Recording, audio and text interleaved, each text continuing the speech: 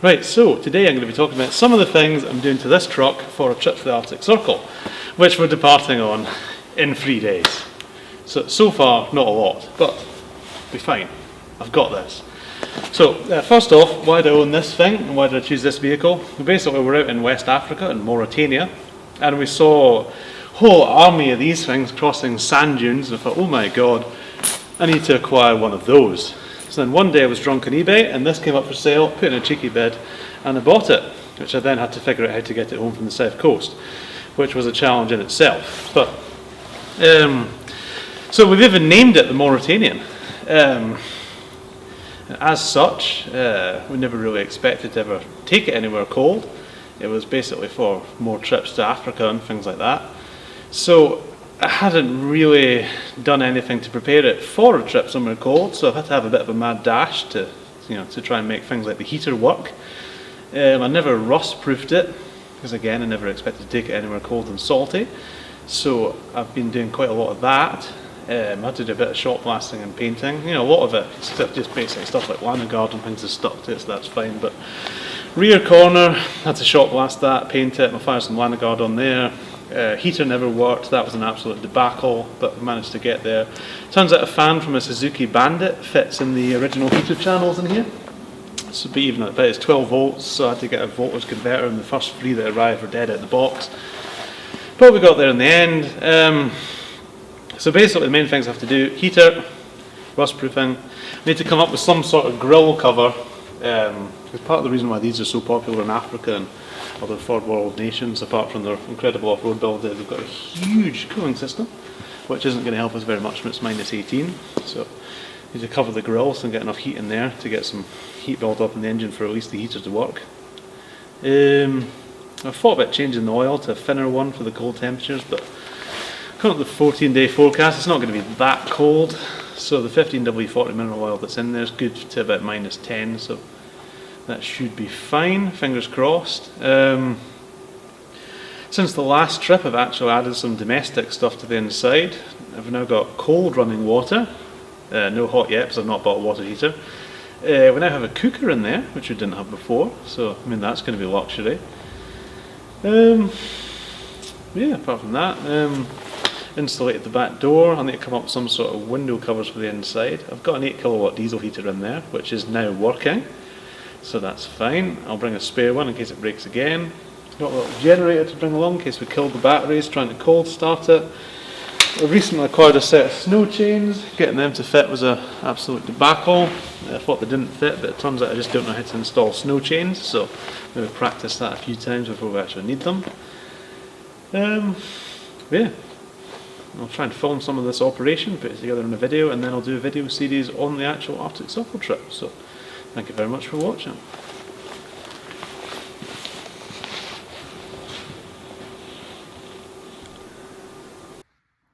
Right, so I'm just going to start doing random winter update videos because there's not really much going on in the winter.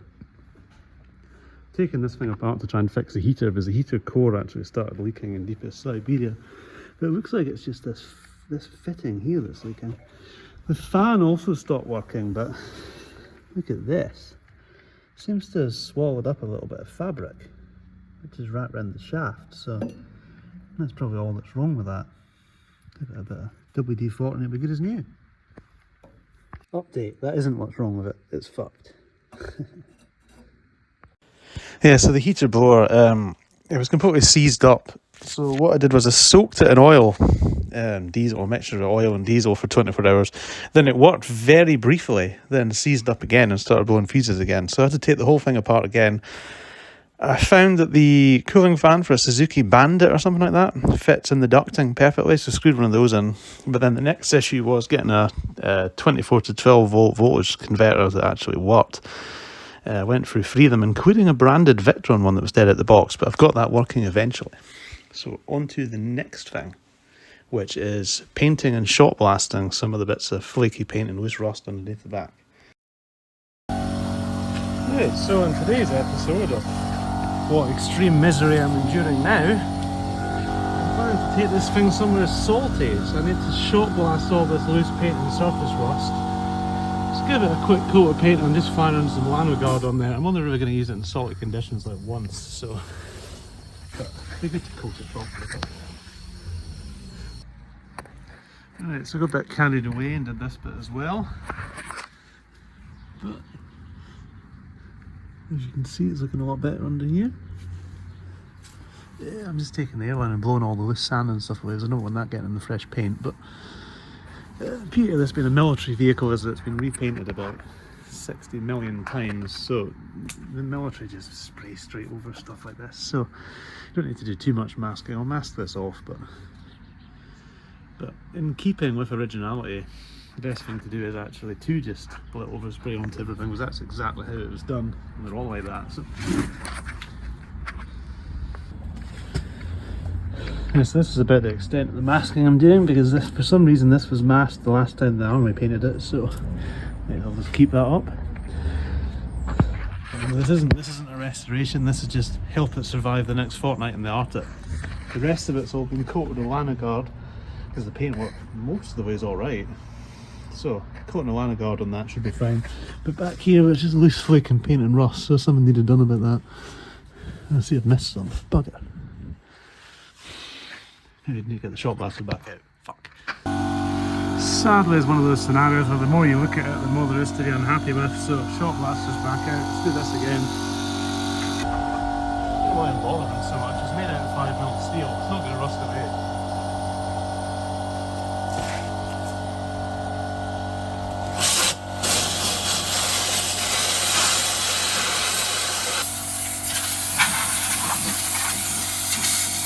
The kind of main motivation behind this is, so as we've seen in previous videos, I recently acquired these massive wheels,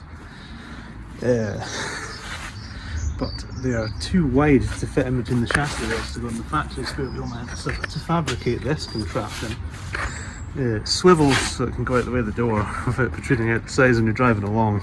I've got a kind of stop thing to go there, but it's all just unpainted steel. The shot blasted all the slag and stuff off the weld, so it's just ready to paint. Right, so paint, I'm going to be spraying it on. I'm just using a kind of one coat combined primer and top coat. It's just the same stuff I've used on the sides.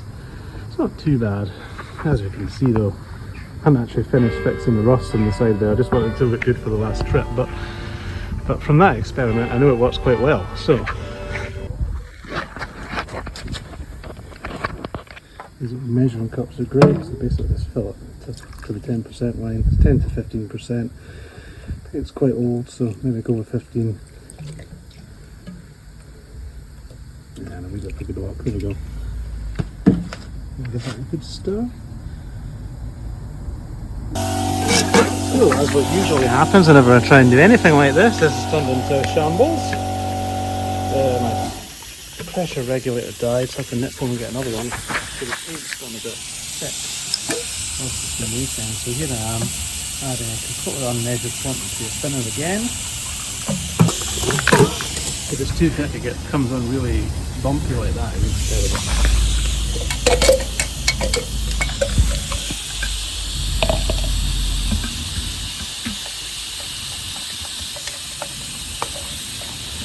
Don't forget any green paint on the ground. Yes, I've just quickly coated everything because the paint was starting to set, but I suppose I should now film some of this.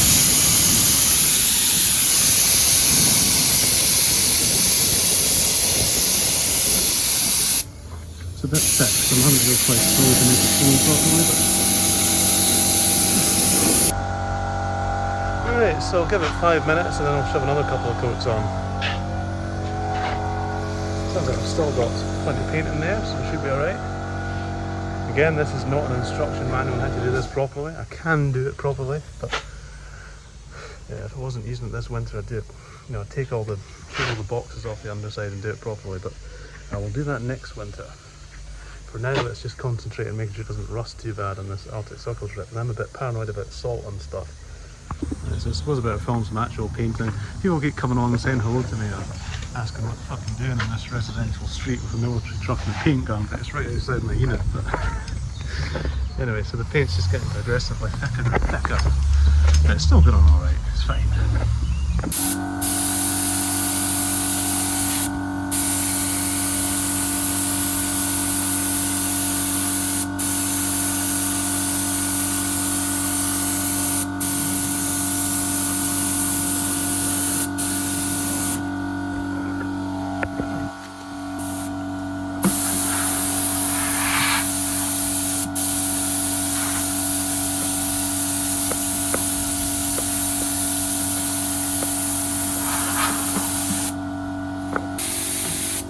It doesn't have to be pretty, but it's actually came out quite smooth. It's absolutely fine.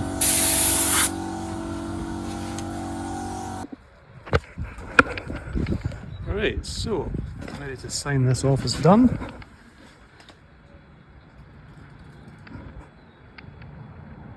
Finish under there is not that great, but can't really get to it, so. But everywhere that I've shot blasted is now covered in nice shiny paint, so perfect. This is another thing on the to-do list. It was actually like this the whole way around, but I spent all the last winter fixing it. But it was the plan to reskin it this winter, but this kind of Arctic Circle trip just kind of came about at the last minute, and then I'm going to New Zealand for the rest of the winter after that, so it doesn't look like it's going to get done. But it will do one day. Right, so next Lanagard, really easy to apply. It's an extract from sheep's wool. So if you're Welsh, you'll love it. If you're not Welsh, it stinks. But dead easy, make sure it's clean and just use a paraffin gun, that's the easiest way. It comes with like a squishy bottle thing, but that sucks. The bits I'm most worried about are the arches, well, front wing panels, because they're absolutely mint. Bonnet. Doors are kind of quite well out of the way, but cab corners as well, because they're also mint.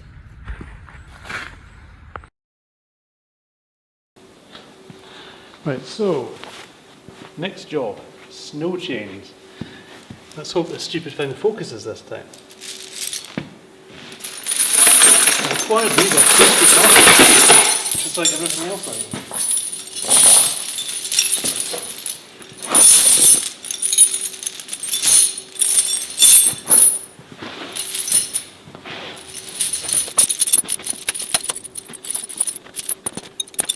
I spent ages trying to get these on. There's two different designs. One of them goes on quite easily, the other one's quite difficult, but I did figure it out in the end.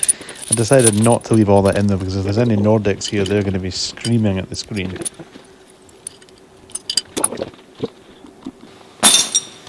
Right, so attempt 3. Kind of starting to think these might not actually fit. Oh.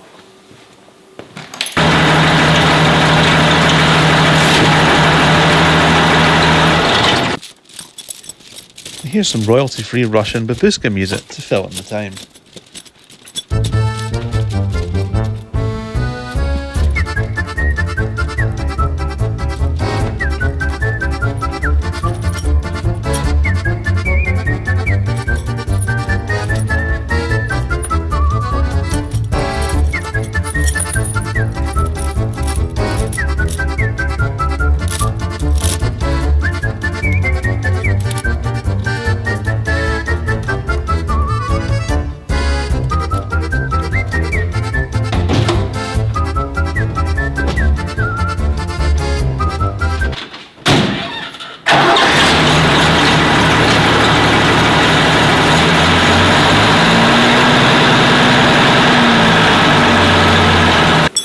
Absolutely miles away from fitting. What's wrong with it?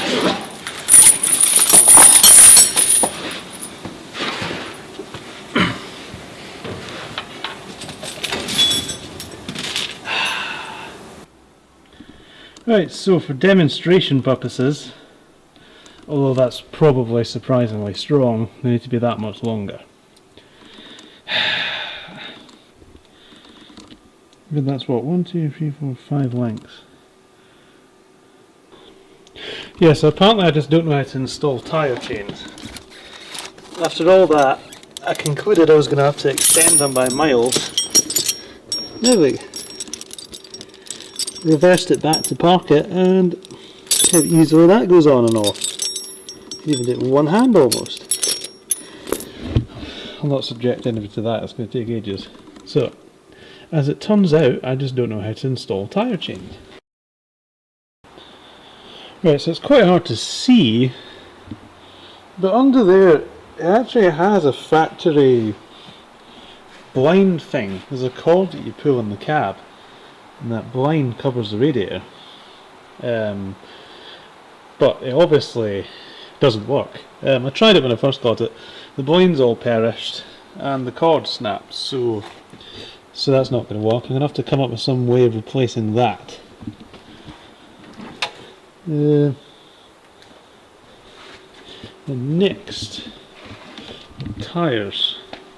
Go around to the back for this. Easy with the back tyre.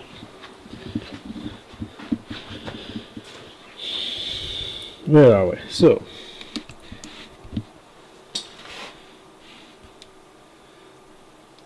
the rules have recently changed, so the old... I'll try to get some light on this.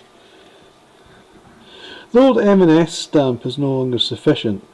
You've got to have a snowflake thing. But, if it's a large commercial tyre, and it has this PUR symbol, meaning professional off-road, that is accepted, so we're good there. Right, so next job. I bought 2 rolls of this cheap insulation stuff from Wex, just basically foil wrap, bubble wrap, and I'm going to use that to make a grill cover.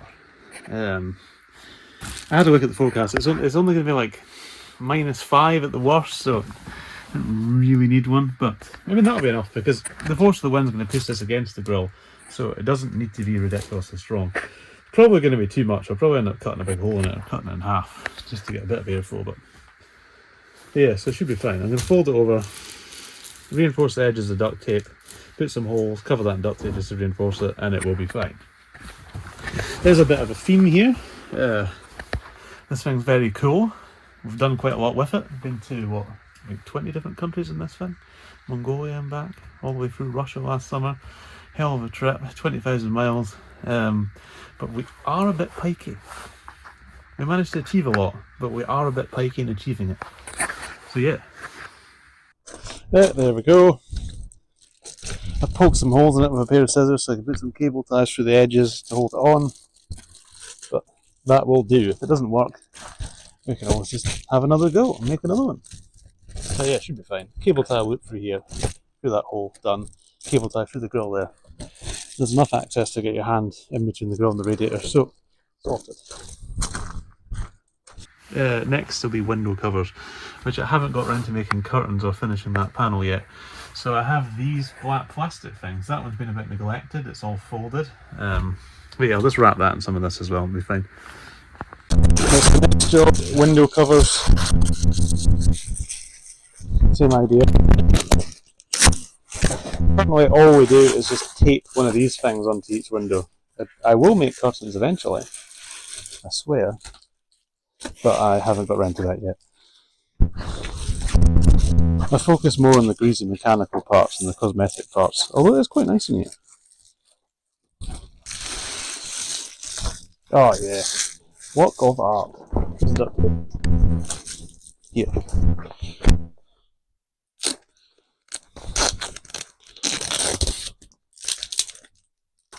I bet they do this at the Heimer factory. You've got 2 choices of colour, look. Hideous unwashed Uzbekistan dusty black, or hideous silver. Perfect. I'll be on Grand Designs next. And for a bit of neatness.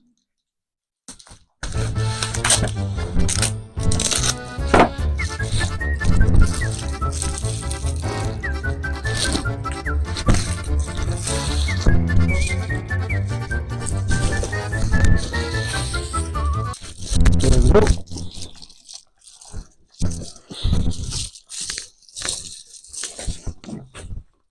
And that will go on the back window to keep my feet warm whilst I'm trying to sleep. Done.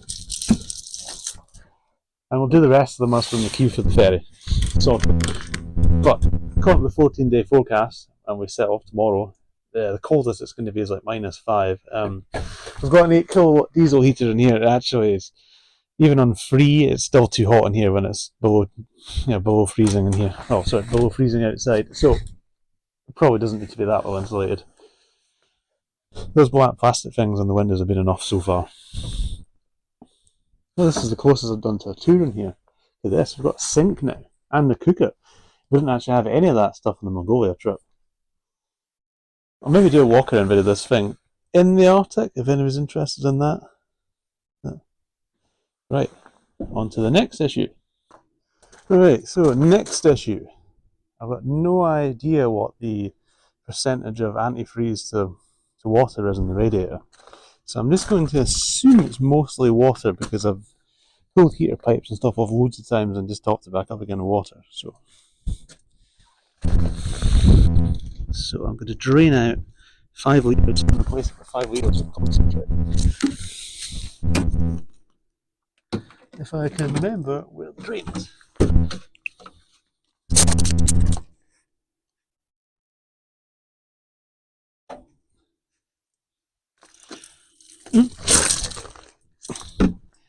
That went well. This isn't waterproof. For fuck's sake. Yeah, it's fine.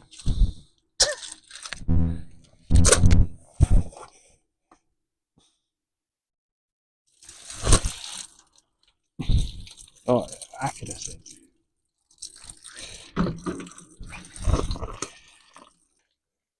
Right, so measuring this as it's coming out to replace it with 5 litres, so far isn't as accurate as I'd like it to be. Yeah. Fuck's sake. So I'm just going to have to do some guessing here.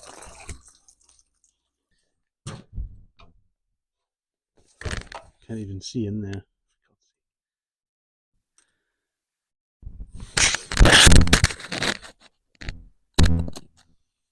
I've not drained it very much.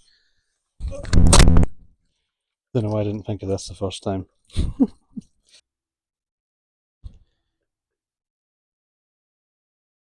Well, fresh concentrate going in. God only knows how much I drained out. Probably about 5 litres.